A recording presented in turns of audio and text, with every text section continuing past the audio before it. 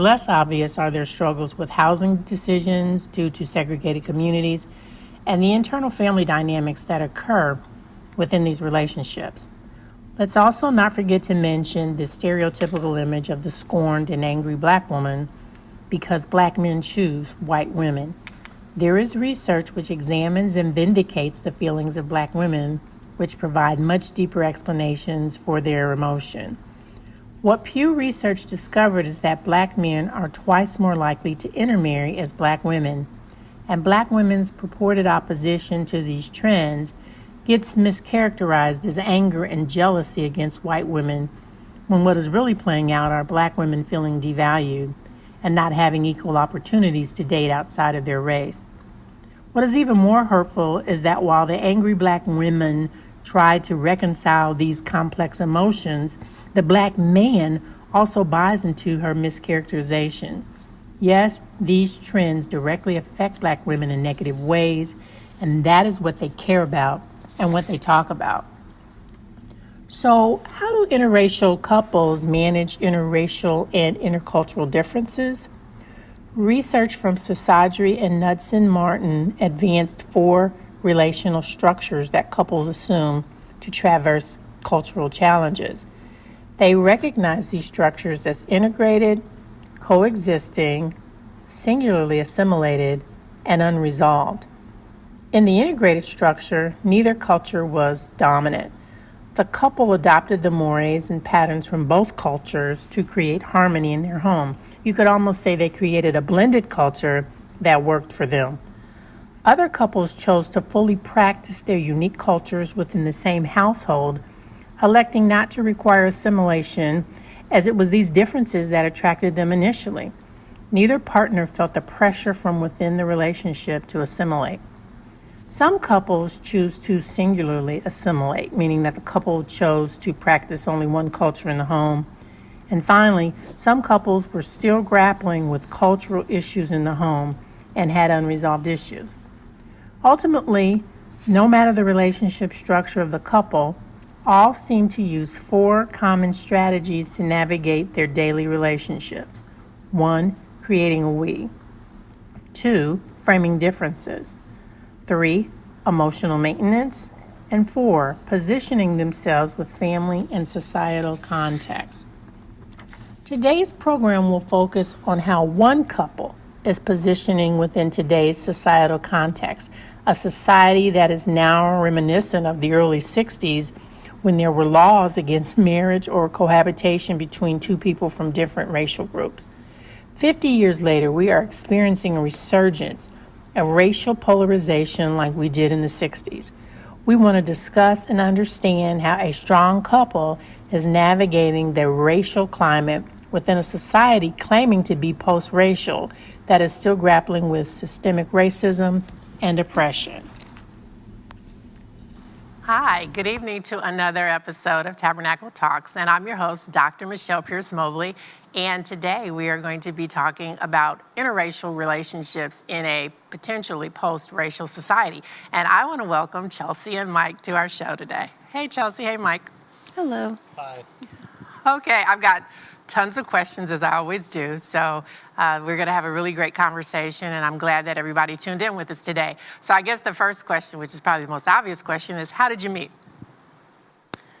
Well, so we're both from Chicago. So we worked at the same record store. I think we started at different times, but we worked together for a few years and became friends. Yeah. You're from Chicago? I'm just kidding. Yeah, we worked together, and eventually that became, a romantic relationship, but it took about 4 years. It was a slow process. Okay, so who approached whom?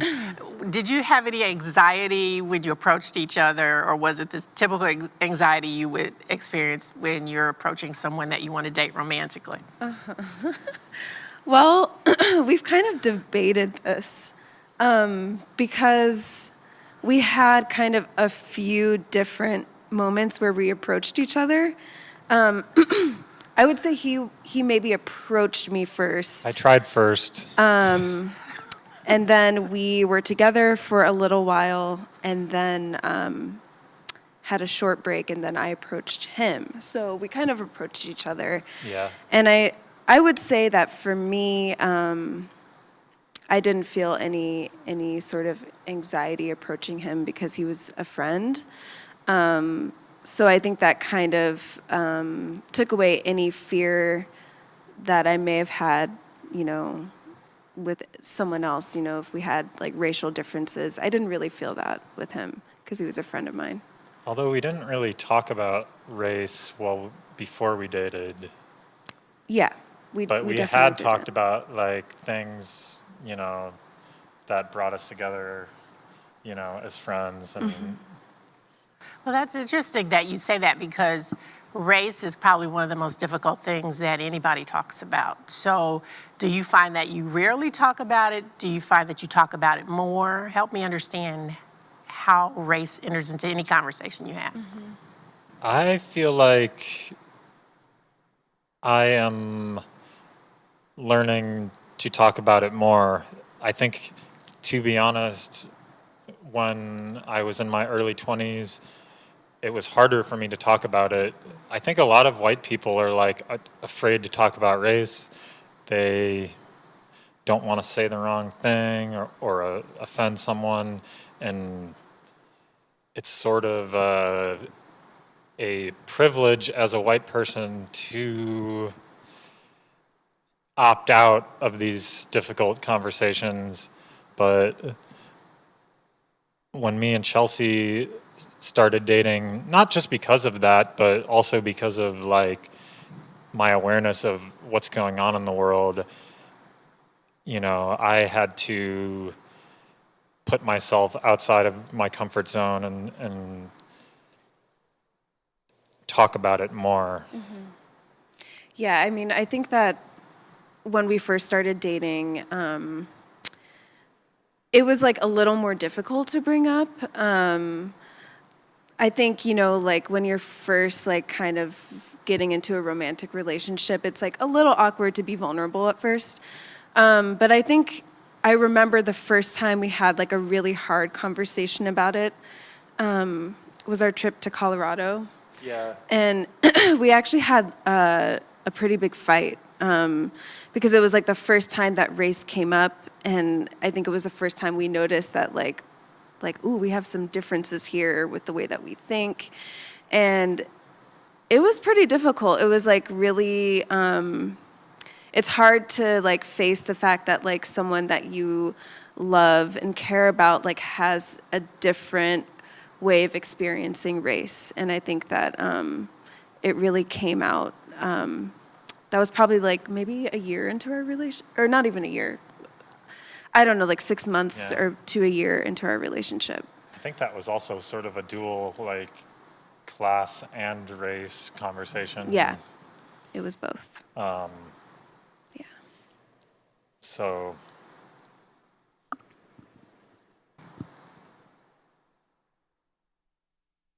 Okay, I've got more questions, I'm sure. According to Pew's research, about 17% of cohabitating adults do so with someone of a different race. So the relationship, an interracial relationship to me is not the big story here, or the big question. What I'd like to focus on is the context in which your relationship is playing out. I mean, there's been a clear shift in the racial climate in this country as we come to terms with systemic racism against people of color. Michael, you obviously have great taste in women, I have to admit. But have you found that you've had to talk more recently about race-related issues in light of all of the recent events that are happening in society right now, whether it be from acknowledgments of systemic racism because of George Floyd, to Breonna Taylor? What are those conversations like now? definitely. And I think all of what's going on in the country right now is making me reflect a lot. And to be honest, sometimes like what I've learned is if something like the murder of George Floyd happens, like Chelsea might not want to talk about it with me. Like, she might need her space to like process it, you know, and it's not necessarily like my right to be like, hey, Chelsea, I want to talk to you about this because like for you, it's something that isn't new to you. And so we have definitely had a lot of conversations together about what's going on, but then equally, like, I think just knowing, like, all right, I need to give Chelsea space. Like, she's exhausted. Like, I think a lot of black people in this country are exhausted from what's going on, and then white people, like, feeling like, okay, we got to catch up and learn, and let's have these conversations. But sometimes it's better to not have the conversation with Chelsea, but to say, hey, mom, or hey, dad, let's talk about some of this stuff. I mean, I think that, like, checking in, like, if something happens, like, when George Floyd and Breonna Taylor happened, like, I felt it and I was sad about it. And I think you checking in is important. Like, if something happens, I think, like, you saying, like, hey, how are you feeling, is enough for me. Because I think when the world kind of started, like, recently, like, waking up, a lot of, black people already felt this. Like, we already knew that this was happening. And to watch everybody else kind of wake up, it almost, like, I just almost felt exhausted from it when I was on, like, Instagram, on social media, and like there was just so much of it coming in, and it was like kind of triggering for me. And sometimes I didn't even want to have conversations about it. Sometimes I just wanted to, like, just be like, I don't want to talk about this. I want to have a good day and not even think about it. So I think that it's like kind of feeling your partner out, like, how is their mood, and just checking in. I think that's kind of how we've worked through it. So I want to shift gears to talk about cultural competence, because when I look at a person that's culturally competent, that's somebody that has the ability to understand, communicate, and interact effectively with people across cultures. Did you both feel that you had attained cultural competence prior to meeting each other, or did you really have to work to understand the major differences in terms of your knowledge and perception after you became a couple? I had to work. I don't know if Chelsea had to do as much work as me. Like, I have a good grasp of, I'm a big fan of black culture and black music, and I understand the culture, and that it's not my culture, but I still am familiar with it. But now as a couple, being together, I've had to put in, some difficult conversations and reflection and making myself vulnerable. And it's getting easier. I've noticed that it gets easier. Like, I used to be more nervous talking about race, let alone like you know, in a live stream situation as the only white person. Like, I think I've grown, but the work is more on my end, and it's not work that is finished at all. So Yeah. Yeah, I mean, I think that in the same way, like I've kind of had to like assimilate myself to your family too, because like I think not only like do we have like a racial difference, but we also like we come from different backgrounds. I mean, like your dad is a doctor, so it's like I feel like class plays into our relationship also. yeah, And I think that that was like really hard for me at the beginning, like to not walk into a family situation, like, you know, with your family and feel really nervous and like, you know, wonder if they're judging me or thinking something, you know? So I think that like I've also had to kind of learn how to have conversations like that with you, like, you know, how does our class play, you know, play into our relationship and how do we work through that and build as a family? So we've both had to do work, and I've had to kind of, because like I can get upset, you know, like if something rubs me the wrong way. It doesn't matter, you know, like if someone white says something that triggers me, it's hard for me not to feel upset by it. So we've had moments where, you know, Mike has said something and I've had to learn how to understand like, okay, this person loves me and he's trying to learn how can we work that out together instead of just getting angry and upset. and that's definitely a process. It's a Like, process. it's a process of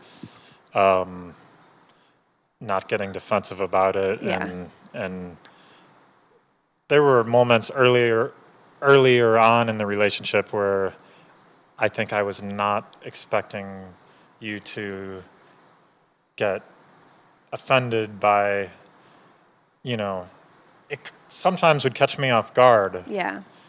but it's these are learning moments, and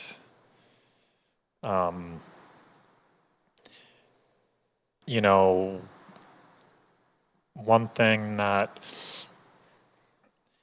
I've also realized is like it's not like I'm not gonna mess up again. Like every white person's got to realize that like we're gonna keep messing up and then mess up again and mess up some more. But that's a lot better than not having the conversation out of fear of messing up. Wow, you bring up some really good points. I'm going to put you on the spot now, Chelsea. Okay. Because I think I've always believed that the quality of a person's character has nothing to do with their color. But I'm interested in what made you decide to date Michael and what qualities did he have? What was on your short list? Well, I mean, excuse me. Like I said, we were already friends. So I think that like I had already seen his more vulnerable side, and that was something that I was like really looking for. I think that, you know, I'm a person who likes to communicate. It's really hard for me not to say what's on my mind. If, you know, I feel it, I want to say it. So, you know, I think that I noticed that we could have hard conversations together. He was funny and like awkward, and I actually really like that. And God, I actually at one point I really did write out a list of things. Yeah, at one point in my life I did write out a list of things, and I think you probably have a lot of those. But he's an honest person and a kind person and genuine, and I think I feel like I knew that Michael had like soul. I don't know, it's just like a feeling that I get from certain people, and I could feel that with him. So I think that's what it was. Well, Michael, you're going to have to go and look for that list. I know. Yeah, where's the I write list? plenty of lists. I want to see the list. Okay, I got another question. People can have the same color, but they can have completely different ethnicity. And there are a lot of other things in terms of religion, cultural practices. What would you say was the most difficult thing you had to overcome as a couple? I think we're both kind of reactive. We can be reactive. I think we had to learn how to have conversations without fighting. Like fighting and arguing was something that, like, we had to learn, like, okay, it's not about me being right or you being right. It's about, like, how our relationship feels. And, you know, we had, like, you know, some rough moments where I think that, like, we noticed we were both being defensive. And it could be, you know, not just about race. It was about so many other things, you know, just like daily life things that we had to learn how to communicate about. I think that I'm pretty sensitive. My family tells me that a lot. We both are. We're sensitive. We're both sensitive people. So I think that, you know, what might not hurt most people, it hurts me. You know, like I feel things.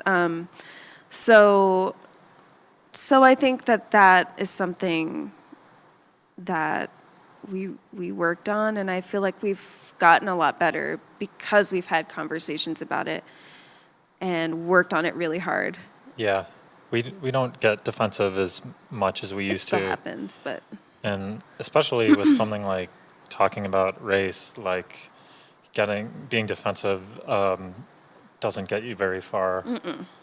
yeah, I think we've learned that. Like, we can sense when we're getting stuck in a loop and our arguing isn't helping anything, and we've learned how to pull ourselves out of that. And we're like, okay, we're stuck in a loop. Let's get out of that loop now, and that's really helped us a lot. I do have another question for you. After the election of President Barack Obama, there were those people that felt we had moved into a post-racial society, meaning that race basically was not an issue and racial prejudice no longer existed. What say you to that? I'd say, I mean, looking at it now, I'd say that someone that had that belief was very misguided, and I'd say that's delusional. I think I was in my early 20s when he was elected. I was in college, and I wasn't having a lot of conversations about race at that point in my life. So, you know, I'll admit that I thought our country was moving in a better direction as far as like race relations go.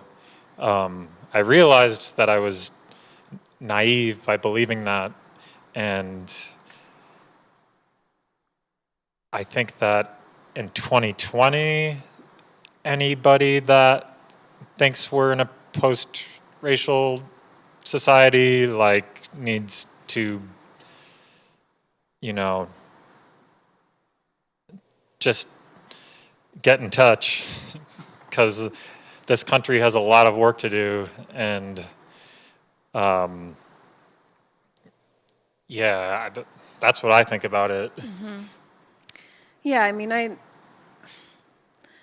think I definitely knew back then, like, it was a marker of change, but, you know, I think being Black, like, you know, like, and understand all the other ways that racism exists, so, you know, you feel it on other levels, like you said, like systemic racism, like you know, you feel that. So I think that when Obama got elected, I remember feeling really excited, like, okay, like maybe now is our time, like maybe, it's gonna keep growing, and it's gonna give Black people an opportunity to see themselves in positions of power.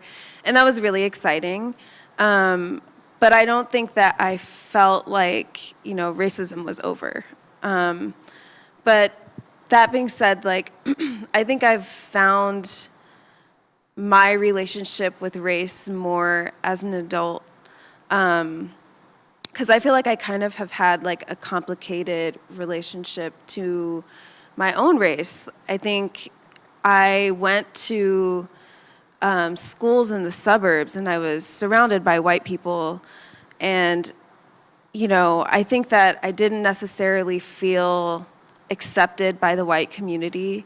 And then there was also a part of me, I think, because, I was raised around so many white people, I also felt like I didn't necessarily fit into the Black community either.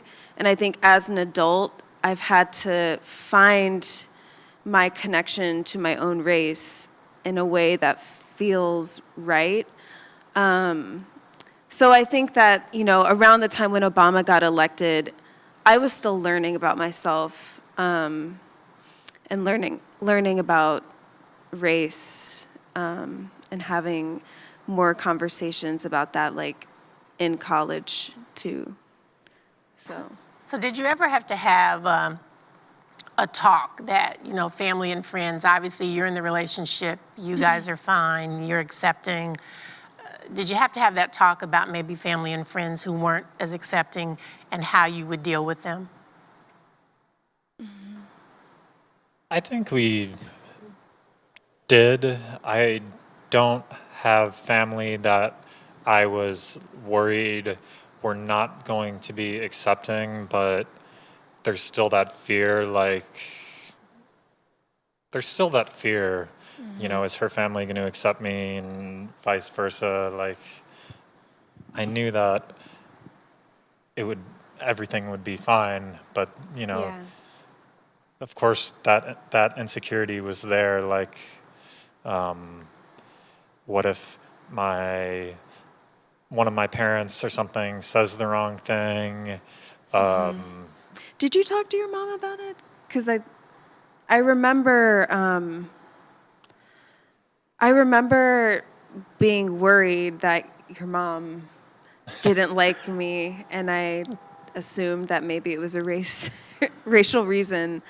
And I remember that you had a conversation on the phone with her, but I don't know if it was about race. I don't think that I've ever had a conversation with my parents about Mike being white. I've also dated other white people in my past, so I feel like my family, like my mom and my dad are pretty accepting people, and I don't really feel like race is an issue in my family. So I don't know. I haven't had that conversation yet with family. Well, I know earlier in the broadcast, we kind of showed some examples of how interracial couples navigate cultural difference. How would you say you navigated your cultural difference? Do you feel that you have a blended relationship where has someone had to completely assimilate? Have you just said, no, we both kind of interact individually within the relationship? Or how have you navigated culturally? What structure do you think you're operating under?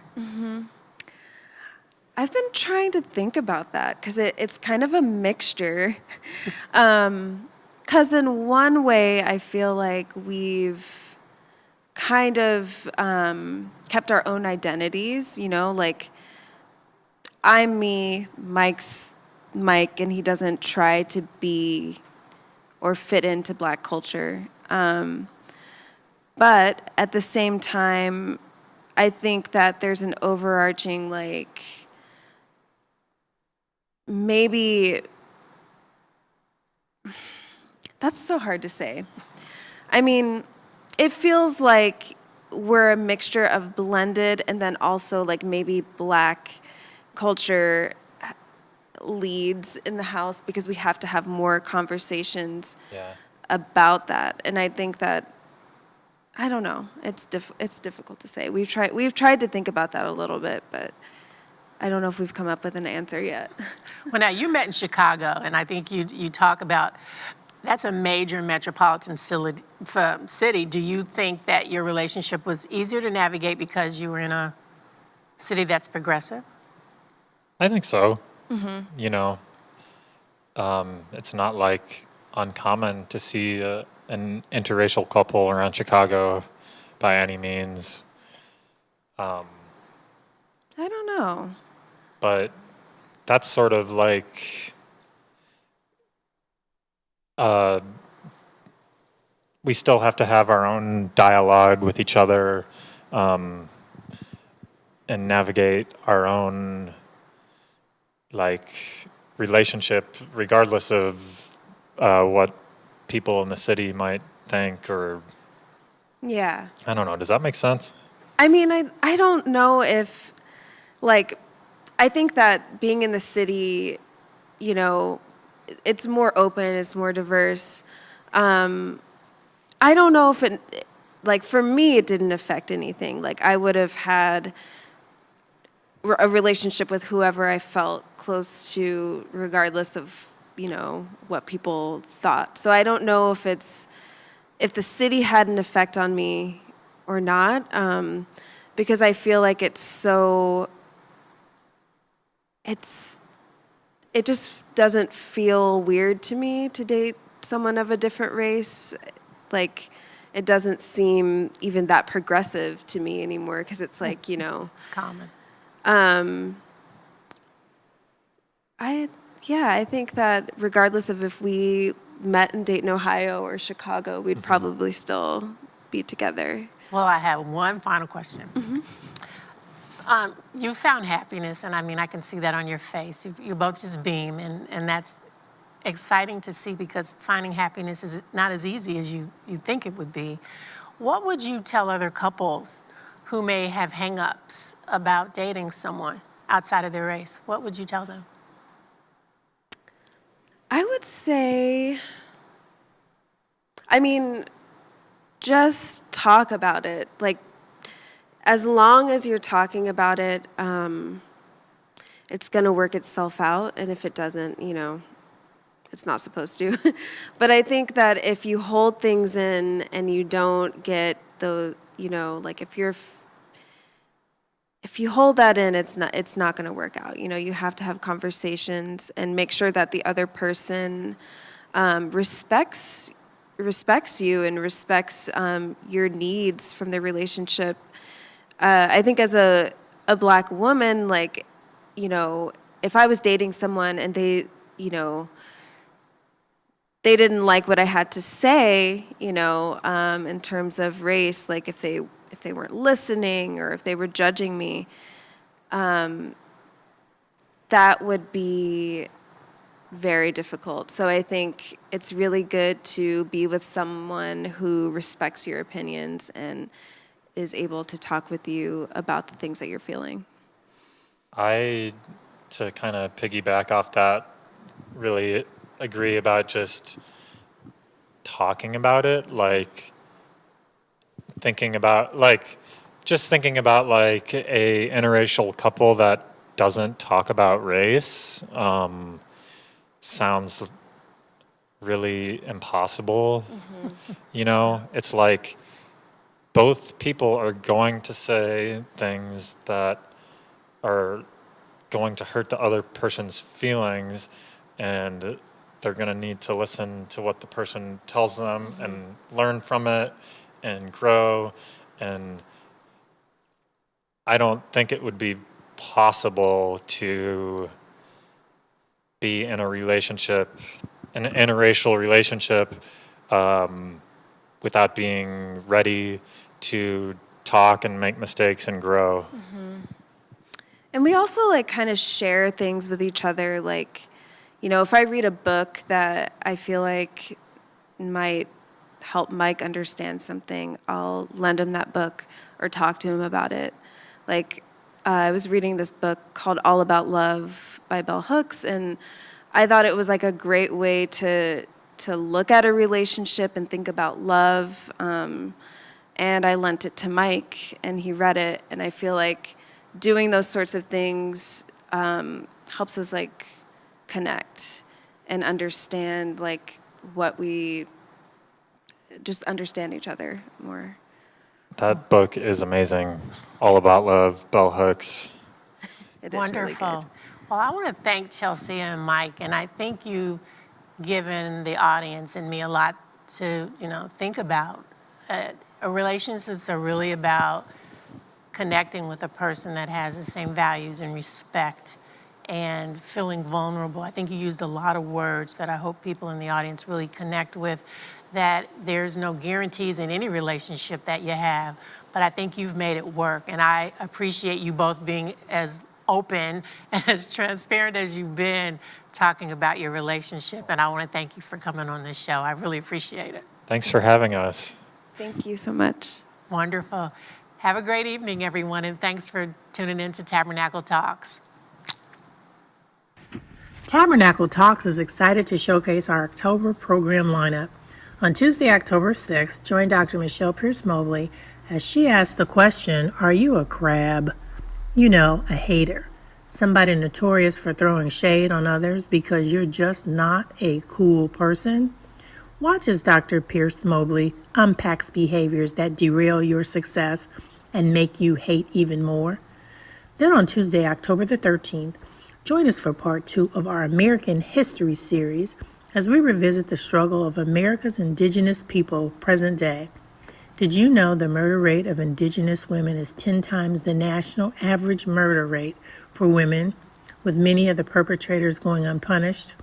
What about voter suppression or the grand land treaties that were never honored? Tune in because this segment promises to be more shocking than the first.